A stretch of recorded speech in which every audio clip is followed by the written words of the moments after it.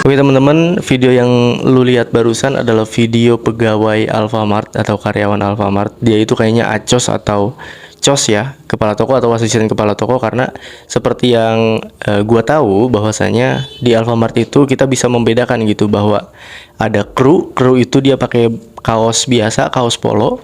Nah, kalau kepala toko dan asisten kepala toko itu dia pakai baju yang kemeja, baju yang keras. Nah, itu kepala toko atau asisten kepala toko. Nah, di sini gue mau jelasin beberapa poin-poin yang gue tahu tentang hal ini. Apalagi di video tersebut dia sudah menciduk atau menemukan satu orang penguntil yang mana dia itu sering banget yang namanya maling atau ngambil uang atau ngambil apapun barang-barang yang ada di Alfamart dengan cara masukin ke mungkin selangkangannya, mungkin ke braknya atau ke apapun itu. Tapi di video tersebut kita lihat bahwa ada seorang ibu, dia maling gitu atau penguntil lah ya, penguntil toko, ngambil barang-barang toko dan tidak ketahuan. Dan itu sering terjadi. Kita juga bisa tahu kenapa itu bisa sering terjadi karena si mbak ini atau si teteh atau si ibu ini ya, karena dipanggilnya ibu kan kalau di Alfamart, ibu acos atau cos ini, dia bilang bahwasanya saya ini sudah tahu, sudah sering lihat bahwa kamu itu sering nguntil, sering ngambil barang di Alfamart, di toko saya. Saya udah sering lihat kamu sampai akhirnya saya lihat CCTV dan sekarang saya menciduk kamu. Intinya gitu di video tersebut. Nah, sebenarnya sudah jadi rahasia umum lagi bahwasanya banyak banget orang-orang yang nguntil gitu ya di toko-toko kecil kayak Alfamart, Indomart. Mereka atau mungkin lu nih yang nonton video ini adalah penguntil juga.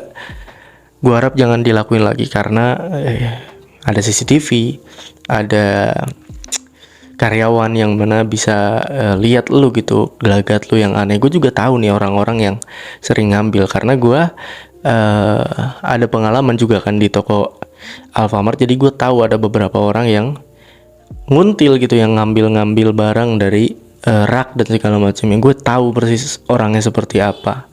Oke.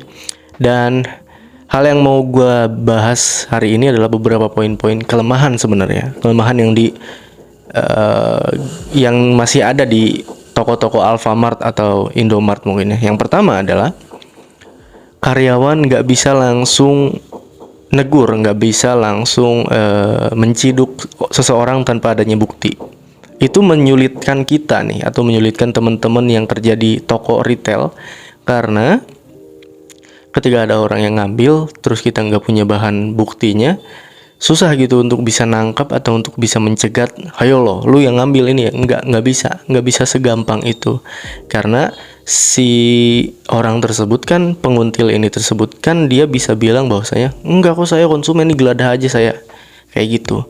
Susahnya jadi karyawan toko tuh ya kayak gitu ya, karena ada norma-norma kayak ini tuh konsumen dan segala macam. Itu yang bikin sulit teman-teman karyawan dari retail ini menciduk orang gitu. Nah, yang kedua itu biasanya dari dalamnya sendiri, dari internal karyawan dari toko tersebut sendiri yang ternyata dia adalah penguntil atau ngambil barang-barang yang ada di toko. Bisa jadi barang yang di gudang dia ambil, bisa jadi dia ambil barang-barang yang di rak. Ketika balik, ketika datang, terserah. Itu adalah dua faktor paling penting, yaitu eksternal yang gue bilang adalah penguntil dari luar. Nah, ini nih yang jadi permasalahan lebih lanjut lagi adalah internal, bahwasanya ada karyawan-karyawan oknum menjadikan pekerjaannya itu sebagai lahan atau ladang pencurian. Oke.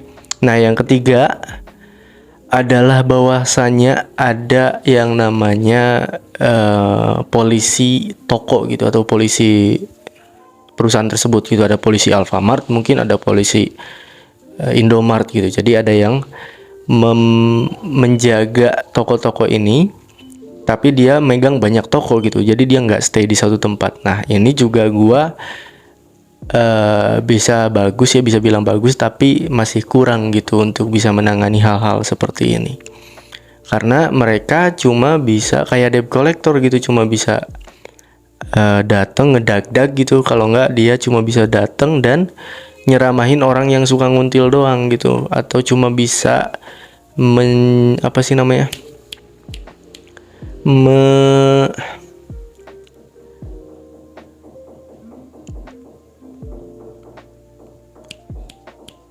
cuma bisa mengancam, itu kata-kata yang gue cari, cuma bisa mengancam orang-orang penguntil ini, nggak bisa yang namanya ngelaporin sampai ke polisi dan segala macamnya. Kenapa?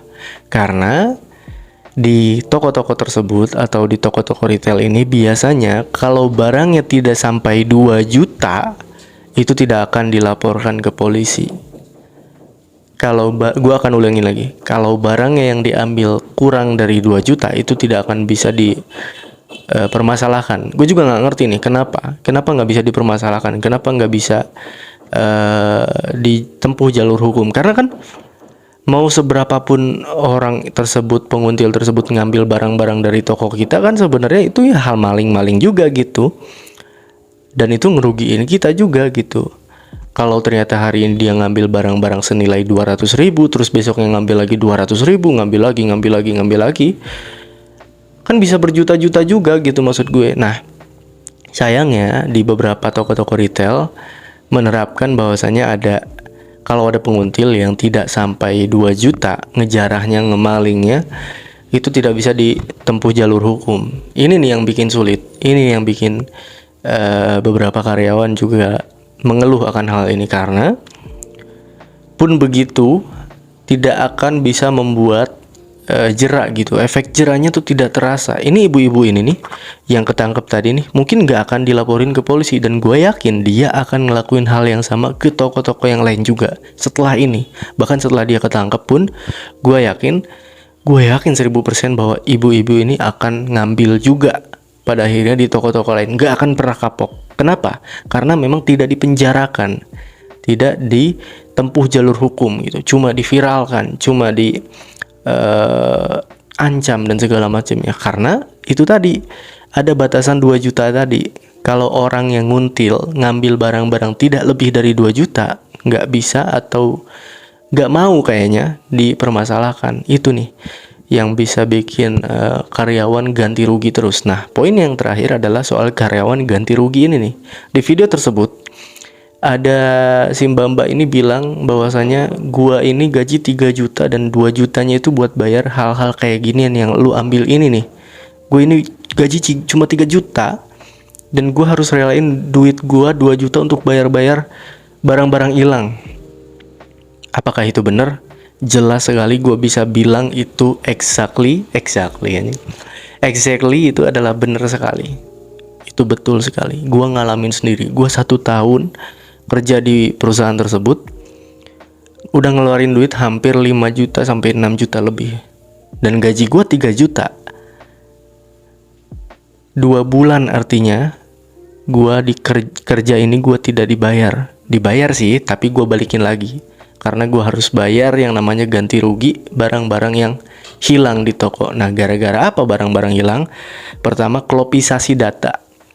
Klopisasi data ini biasanya dilakuin oleh para oknum-oknum yang ada di internal, kayak karyawan di atasnya gitu, kayak acos dan cos. Yang mana acos dan cos ini atau asisten kepala toko dan kepala toko ini mereka yang meng-SO setiap hari, stock of name, mendata setiap hari barang-barang di toko gitu. Contoh aqua yang besar galon itu di komputer ada 2, tapi ternyata fisik cuma ada 1, berarti hilang 1.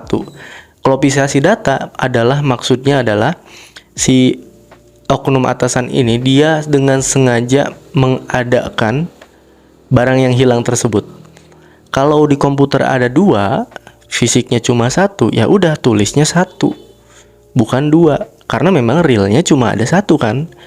Realnya fisiknya cuma ada 1, ya udah tulis 1. Nah, sayangnya klopisasi data ini adalah barangnya cuma 1, ditulisnya 2 sesuai dengan komputer. Biar apa? Biar dia tidak kena yang namanya NBH atau NKL kalau di nomor. Nah, NBH dan NKL ini adalah nota barang hilang atau nota kehilangan barang, yang mana hal tersebut berdampak kepada karyawan yang harus membayar ganti rugi akan barang-barang hilang tersebut. Nah, kalau aqua tersebut di komputer 2 terus ternyata fisiknya cuma 1 dan ditulisnya 2 lagi, ya udah berarti nggak minus. Tapi ternyata nanti misal disidak sama atasannya lagi, ternyata kelihatan nih minus. Nanti banyak nih ternyata tumpukan barang-barang yang diklopisasi. Contohnya gua kemarin, barang 13 juta hilang. Apakah soal administrasi, apakah soal apa dan segala macamnya, tapi yang pasti ini kebanyakan soal klopisasi data. Barang cuma 1 ditulis 2. Itu yang numpuk, gua kena 2 juta gua harus bayar. Karyawan-karyawan retail mengalami hal tersebut. Itu yang gak enaknya kerja di retail sebenarnya. Gak enak sama sekali. Gak enak dalam hal uang gitu. Apalagi kalau misalkan di Alfamart ya lebih gak enaknya lagi tuh kayak tenaganya lebih harus dikeluarin kalau misalkan datang barang. Soalnya gak kayak di Indomaret.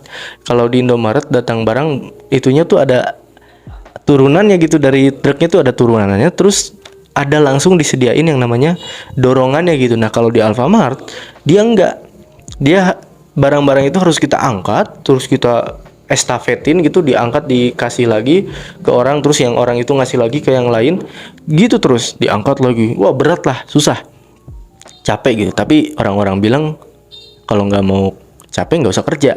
Bener, siapa sih yang mau capek di kerjaan gitu? Tapi itu ujung-ujungnya capek juga gitu. Mungkin orang-orang Indomaret juga akan ngerasain capek yang sama gitu. Tapi yang gue maksud adalah capeknya itu tidak sama gitu ya. Udah capeknya tidak sama gitu, gajinya kecil, kita harus bayarin barang-barang yang hilang tadi. Bayarnya setiap bulan. Kalau toko-toko gede itu NBH-nya biasanya juga gede tuh. Barang-barang hilangnya juga besar.